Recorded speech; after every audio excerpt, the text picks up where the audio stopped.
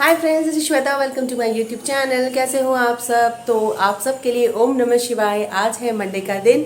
Monday का दिन बहुत ही होता है आलस भरा, खासकर उन लोगों के लिए जिनको ऑफिस जाना पड़ता है या शॉप जाना पड़ता है।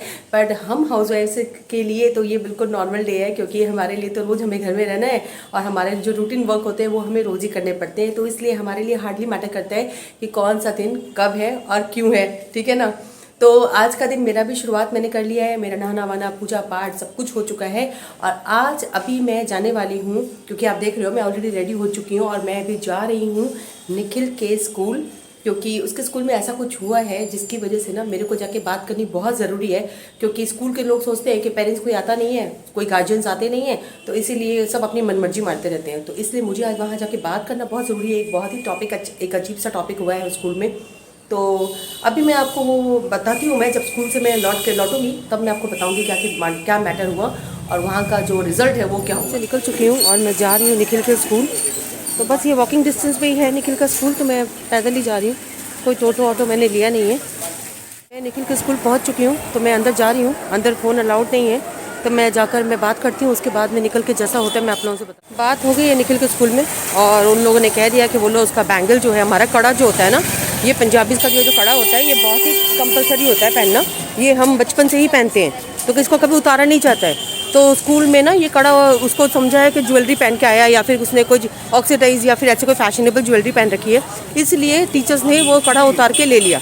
बल्कि उसने तो क्लास 2 से, जब से वो पढ़ रहा है स्कूल में, तब से उसने पहन के रखा हुआ है। तो मैंने अभी स्कूल में बोला है कि भाई वो कड़ा उतारने का कोई राइट नहीं है, क्योंकि वो हमारे ग्रंथों के तक पे लिखा हुआ है, हमें पहनना है वो।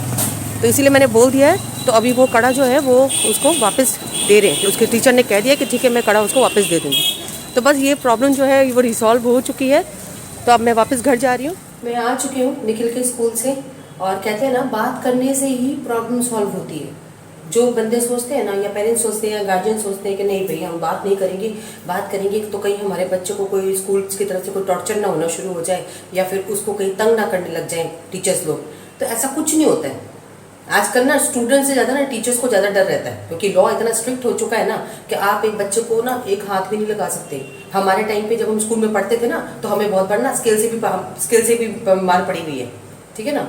जब भी हमारा होमवर्क नहीं होता था या कुछ हमने ऐसी कुछ हरकत करते थे ना, तुरंत ही मतलब कि हाथ रेज योर हैंड्स, बस तभी मतलब कि 2-4 पड़ ही जाते थे।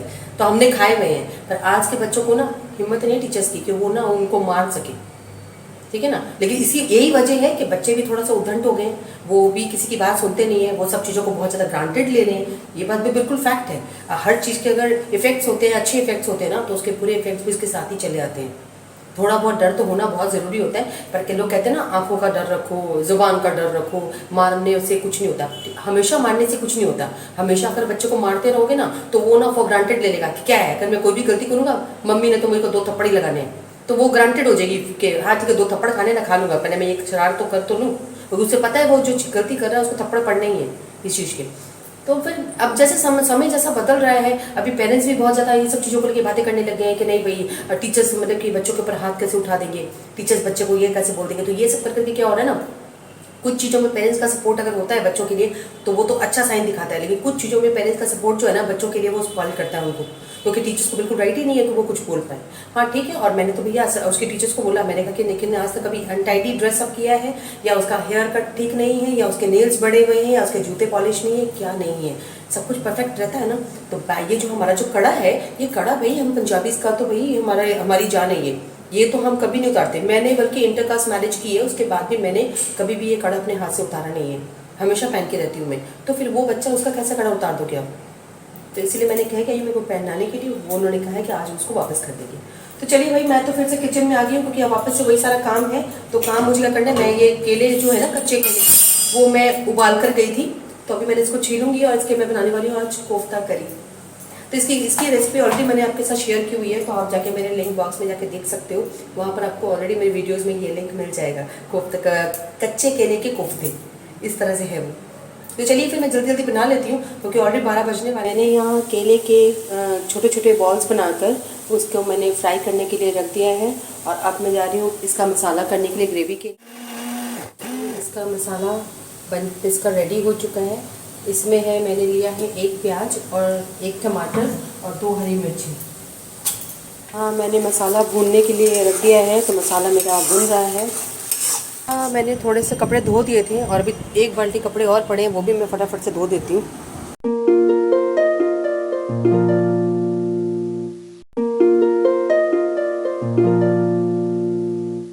मसाला बहुत अच्छे से भून चुका है मेरा। इसमें ऐड करूँगी बाकी के मसाले, यानी कि सबसे पहले इसमें मैं डालूँगी हल्दी पाउडर, नमक टेस्ट अकॉर्डिंग, लाल मिर्च पाउडर, धनिया पाउडर को अब अच्छे से कर लेंगे मिक्स। सारे मसाले बहुत ही अच्छे से मिक्स हो चुके हैं और ये देखिए मसाले ने तेल भी छोड़ दिया है, यानी कि मेरा मसाला बहुत अच्छे से भुन चुका है। अब मैं इसमें ग्रेवी के लिए डालूंगी पानी। तो पानी मुझे ज़्यादा नहीं डालना है क्योंकि आज हम इसे रोटी के साथ ही खाएंगे, तो ज़्यादा ग्रेवी की बिल्कुल भी ज़रूरत नहीं है।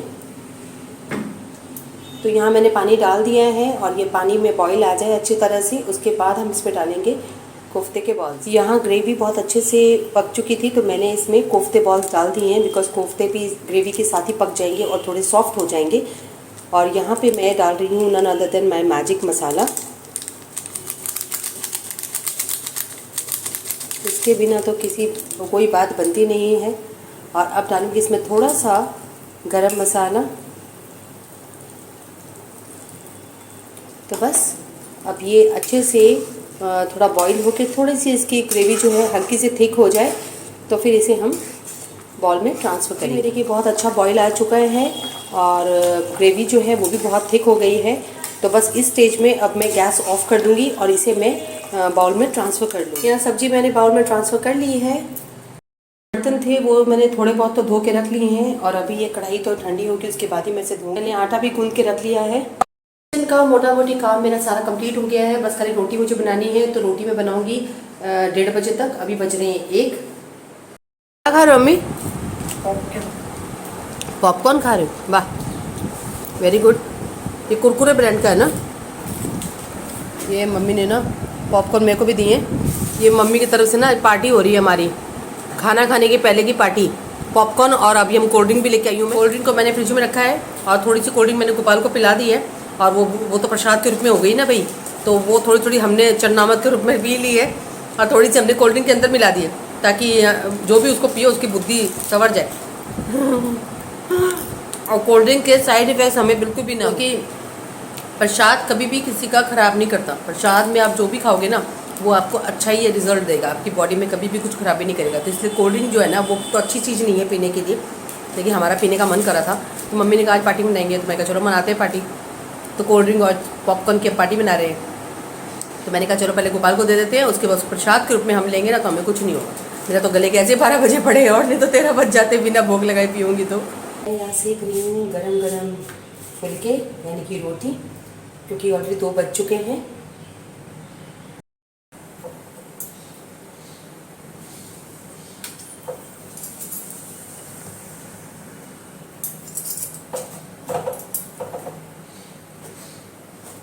देखिए बिल्कुल फुली फुली रोटियाँ। मैंने यहाँ लंच सर्व कर लिया है। तो यहाँ है केले के कोफ्ते की सब्जी और यहाँ है गर्मा गर्म फुलके और ये है खीरे का रायता।